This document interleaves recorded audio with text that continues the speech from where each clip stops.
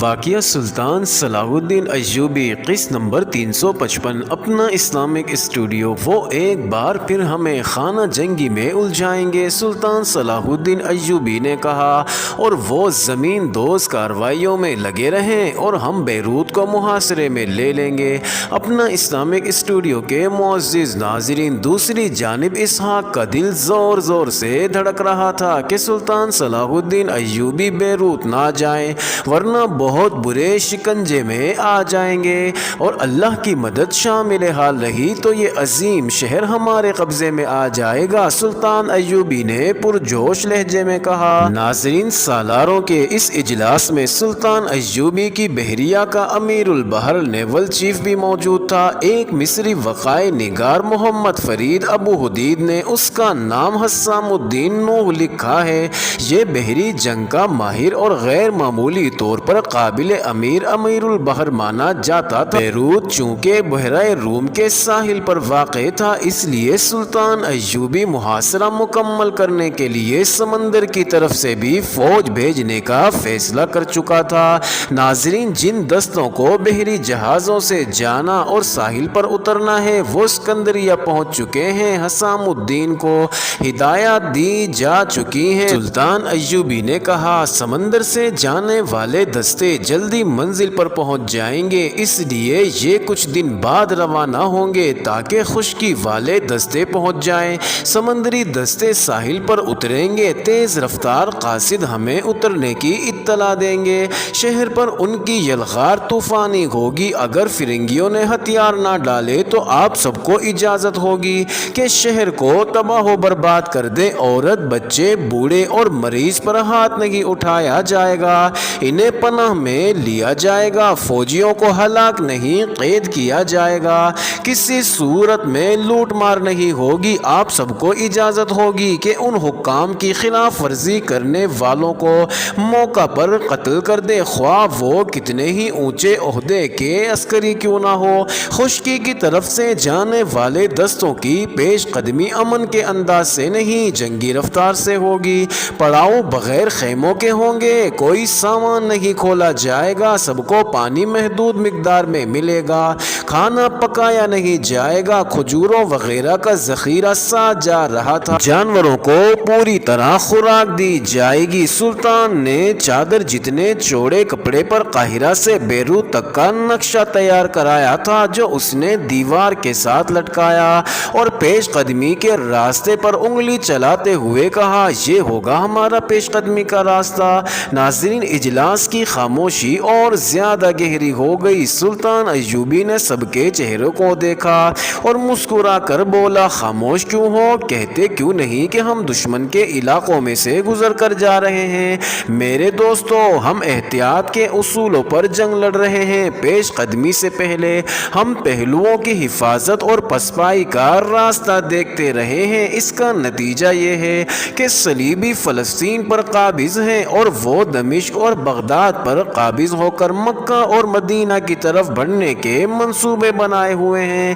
طارق بن زیاد سمندر سے دور مصر کے ساحل پر بیٹھا رہتا تو یورپ تک اسلام کا پرچم کبھی نہ پہنچتا۔ قاسم کا بیٹا محمد یعنی محمد بن قاسم اس خطرناک اور اس قدر لمبی مسافت طے کر کے ہندوستان پہنچا تھا جس سے تاریخ کے ورق بھی پڑپڑا اٹھے تھے۔ صلیبی بہت دور سے ہماری سرزمین پر آئے تھے۔ اگر آپ اسلام کی سربلندی چاہتے ہیں تو ہمیں آگ میں سے گزرنا ہوگا۔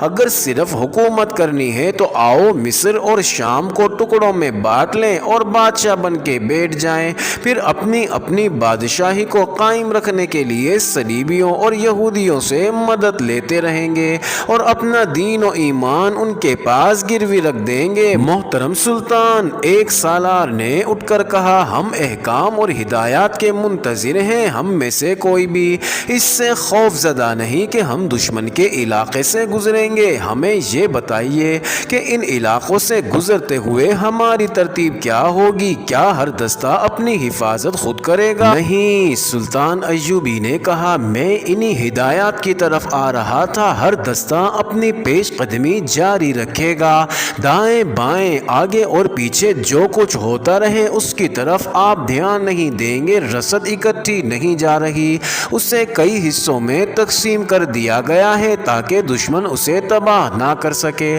ساری فوج کی حفاظت چھاپا مار جیش کریں گے، چھاپا ماروں کے سالار سارے مصری یہاں موجود ہیں، انہیں بہت پہلے ہدایت دے دی گئی تھی، انہوں نے چھاپا ماروں کو تربیت اور مشق دے لی ہے، باقی سب اپنی نظریں بیروت پر رکھیں گے۔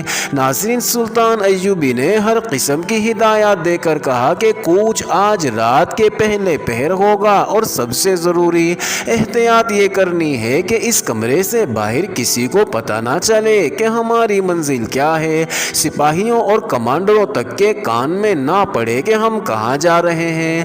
اپنا اسلامک اسٹوڈیو کے معزز ناظرین، دوسری جانب سلطان ایوبی کے وہم و گمان میں بھی نہیں تھا کہ بیروت میں اس کے استقبال کا انتظام کر دیا گیا ہے اور وہ فرنگیوں کو بے خبری میں شاید نہ دبوچ سکے۔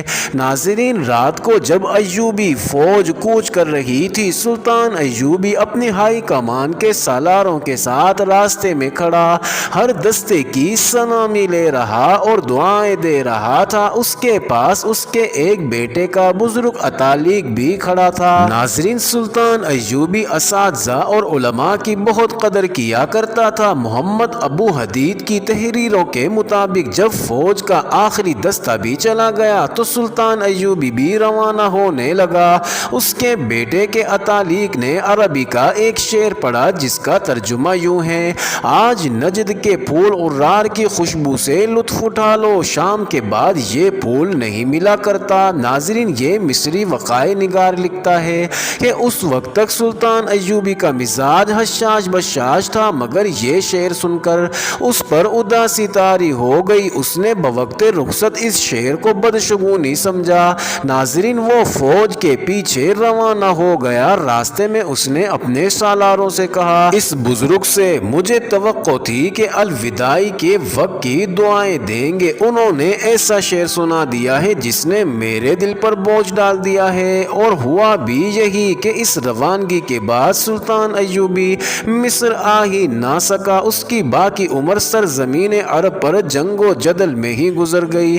ناظرین، مصر والوں کو اور رار کا یہ پھول پھر کبھی نظر نہ آیا۔ مصر سے سلطان کی روانگی مئی 1182 میں ہوئی تھی۔ ناظرین، اب چلتے ہیں اسحاق ترک کی جانب۔ صحرا کا وہ خطہ بڑا ہی ہولناک تھا جہاں صلیبی جاسوسوں اور تخریب کاروں کا قافلہ داخل ہو گیا تھا۔ ناظرین، اسحاق ترک ان کا قیدی تھا، لیکن اب اس کے ہاتھ بندھے ہوئے نہیں تھے۔ 2 دن اور 2 راتیں بعد اس کے ہاتھ کھانے کے وقت کے سوا ہر وقت بندھے رہتے تھے۔ اس نے اس پارٹی کے سربراہ سے کہا تھا کہ وہ بھاگ نہیں سکتا، بھاگ کر جائے گا کہاں؟ پا پیادہ تو وہ کہیں جا نہیں سکتا، بڑی مشکل سے 2 کوس چلے گا اور صحرا اسے اسی طرح بے ہوش کر کے ختم کر دے گا جس طرح وہ بے ہوش ہو کر پکڑا گیا تھا۔ ناظرین، سربراہ نے اپنے ساتھیوں سے مشورہ کر کے ہاتھ کھول دیے تھے اور ان سے کہا تھا کہ اس پر نظر رکھیں۔ ناظرین، اسحاق ترک نے ان پر اعتماد جما لیا، اس نے سلطان ایوبی اور دوسرے مسلمان حکمرانوں کو برا بھلا کہنا شروع کر دیا تھا۔ اس نے صلیبی سربراہ کو یقین دلا دیا تھا کہ وہ ان کا جاسوس بن جائے گا، مگر اس سے جب یہ پوچھتے تھے کہ وہ کیا راز لے کر جا رہا تھا تو وہ صحیح جواب نہیں دیتا تھا۔ ناظرین، 2 صلیبی لڑکیوں کی رقابت بدستور چل رہی تھی۔ میرنیا اپنے سربراہ کی منظور نظر تھی اور باربرا کو سربراہ نے اس حد تک دھتکار دیا تھا کہ اس کے ساتھ جو بھی بات کرتا طنزیہ انداز سے کرتا تھا۔ ناظرین، باربرا بجھ کے رہ گئی تھی۔ میرنیا اس کوشش میں تھی کہ وہ اسحاق ترک کے سینے سے وہ راز نکال لے جو وہ قاہرہ لے کے جا رہا تھا۔ اس دلکش لڑکی نے راتوں کو اسحاق کے پاس بیٹھ کر اس کے جذبات کو مشتعل کرنے کا ہر داؤ آزما لیا، لیکن اسحاق پتھر کا بت بنا رہا۔ ناظرین، باربرا کی خواہش یہ تھی کہ اسحاق میرنیا کو کچھ بھی نہ بتائے۔ پارٹی کے سربراہ کے بعد کا رتبہ مارٹن نام کے ایک آدمی کا تھا۔ یہ آدمی باربیرا کو چاہتا تھا مگر باربیرا نے اسے بری طرح دھتکار دیا تھا۔ وہ اس لڑکی کو دھمکیاں بھی دے چکا تھا کہ اس نے قاہرہ میں جو غلطیاں کی ہیں ان کی سزا دلائے گا۔ یہی دھمکی اسے سربراہ بھی دے چکا تھا۔ وہ مایوس تو تھی ہی، اب خوف زدہ بھی رہنے لگی تھی۔ ناظرین، باربیرا کا خون اس وقت کھولتا تھا جب میرنیا اس کے ساتھ طنزیہ بات کرتی تھی۔ ایک روز اس نے باربیرا سے کہا، باربیرا تم اس کام کے قابل نہیں ہو، تمہاری کھوپڑی میں دماغ ہے ہی نہیں، تم کسی قہبہ خانے میں ناچنے اور گاہوں کا دل پرچانے والی عورت ہو۔ میرا کمال دیکھو، صحرا میں بھی ایک مسلمان جاسوس پکڑ لیا ہے، یہ میرا شکار ہے، تم اس کے قریب نہ جانا، بیروت میں اس کا مجھے انعام ملے گا۔ ناظرین، باربیرا جل اٹھی۔ اس رات اس کا دماغ جیسے جواب دے گیا۔ مارٹن تو اس کے پیچھے پڑا ہی رہتا تھا۔ اس رات وہ خود مارٹن کے پاس گئی اور اسے کہا کہ میرنیا سے انتقام لینا چاہتی ہے۔ اس نے اس خوف کا اظہار بھی کیا کہ بیروت پہنچ کر اسے سزا ملے گی، کیونکہ قاہرہ میں اس سے اپنی زمین دوست سرگرمیوں میں کوتاہی ہوئی تھی۔ وہ اپنے آپ کو بے بس اور تنہا محسوس کرنے لگی تھی۔ وہ مارٹن سے مدد، ہمدردی اور پناہ مانگ رہی تھی۔ ناظرین، مارٹن تو اس کا شیدائی تھا۔ اس نے باربیرا سے مدد کا معاوضہ یہ مانگا کہ اسی کی ہو جائے۔ ناظرین، باربیرا کون سی شریف لڑکی تھی، وہ مان گئی۔ گناہوں میں پلی ہوئی اور گناہوں کی تربیت یافتہ لڑکی کے لیے یہ معاوضہ جو مارٹن نے مانگا تھا کوئی زیادہ نہیں تھا۔ مارٹن نے فوراً ایک ترکیب سوچ لی اور باربیرا کو بتا دی۔ اس پر عمل درآمد کے لیے اگلی رات مقرر کی گئی۔ ناظرین، اگلی رات جہاں قیام کیا گیا وہ صحرا کا بڑا ہی ہولناک خطہ تھا۔ دور دور تک عجیب و غریب شکلوں کے ٹیلے کھڑے تھے، بعض ستونوں اور میناروں جیسے تھے، بعض ٹیڑھی ٹیڑھی دیواروں کی طرح، اور کچھ جانوروں کی شکلوں کے بھی تھے۔ یہ ٹیلے بکھرے ہوئے تھے، پانی اور سبزے کا وہاں نام و نشان نہ تھا۔ رات کو یہ ٹیلے یوں نظر آتے تھے جیسے دیو کھڑے ہوں۔ ناظرین، اس خطے میں قافلہ شام کا اندھیرا پھیل جانے کے بعد رکا۔ مارٹن نے اندھیرے سے یہ فائدہ اٹھایا کہ اپنا گھوڑا اپنے خیمے کے ساتھ باندھا اور زین اتار کر اس کے قریب رکھ دی۔ اسحاق کے لیے الگ خیمہ تھا جو مارٹن نے اپنے قریب نصب کرایا تھا۔ اسحاق کے متعلق اب سربراہ بھی مطمئن ہو گیا تھا۔ رات گھوڑوں اور اونٹوں کے ارد گرد محافظ ہوتے تھے۔ ایسا امکان نہیں تھا کہ اسحاق گھوڑا کھول لے گا، کسی کو پتہ چلے بغیر زین کس لے گا اور بھاگ نکلے گا۔ قافلے والے تھکے ہوئے تھے، سب سو گئے، اسحاق بھی سو گیا۔ آدھی رات کو کسی کے آہستہ آہستہ ہلانے پر وہ جاگ اٹھا اور سرگوشی سنائی دی، اٹھو، ساتھ والے خیمے کے پاس گھوڑا کھڑا ہے، زین پاس کھڑی ہے، دیر نہ کرو، بھاگو۔ کون ہو تم؟ باربیرا، لڑکی نے جواب دیا۔ مجھ سے یہ نہ پوچھنا کہ مجھے تم سے کیا ہمدردی ہو سکتی ہے، یہ میں ہی تھی جس نے تمہیں بتایا تھا کہ ہم سب صلیبی جاسوس ہیں اور تمہیں غلط بتایا جا رہا ہے کہ ہم مسلمان ہیں۔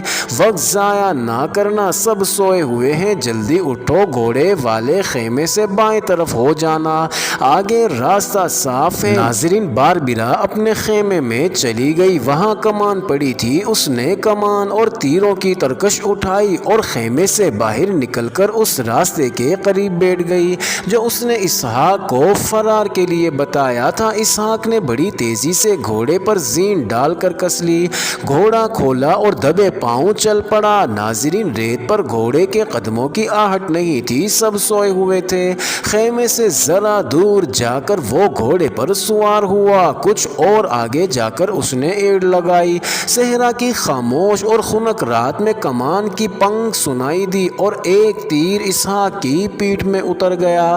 ناظرین، فوراً بعد دوسرا تیر آیا اور یہ بھی اس کی پیٹھ میں لگا۔ اس کے ساتھ ایک لڑکی کا شور سنائی دیا، بھاگ भाग गया, उठो जागो। नाजरीन सब जाग उठे, मशअले जला ली गई। बारबीरा शोर बपा किए हुई थी कि कैदी भाग गया है, उसके हाथ में कमान थी। बहुत जल्दी घोड़े दुड़ा दिए गए, उन्हें ज्यादा दूर नहीं जाना पड़ा। इसहाक को 2 तीरों ने घोड़े से गिरा दिया था और घोड़ा कुछ दूर पड़ा था। नाजरीन तीर करीब से चलाए गए थे, इसलिए जिस्म में गहरे उतर गए थे। मोअज़्ज़िज़ नाजरीन, ये इंटरेस्टिंग वीडियो जारी है। अगली वीडियो किस्त नंबर 356 में देखना मत भूलिएगा।